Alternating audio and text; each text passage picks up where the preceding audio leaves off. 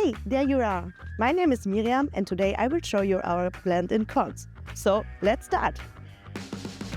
Before we are able to produce, we need material, a lot of it. So every day we receive 1,600 goods deliveries. This is where our production process starts, the welding area. That means steel meets steel and build the foundation for our machines. So behind these walls, our engineers and robots weld together what belongs together. Come with me, I will show you our paint shop. So in the next step, our welding parts are getting painted in the very beautiful Volvo yellow. So here we are on our wheeled excavator assembly line. Here we're building machines from 13 up to 24 tons. Oh, there you are!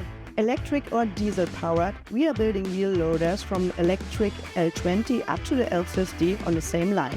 Here's our last station. This machine is now ready for its new owner. And the new owner is me.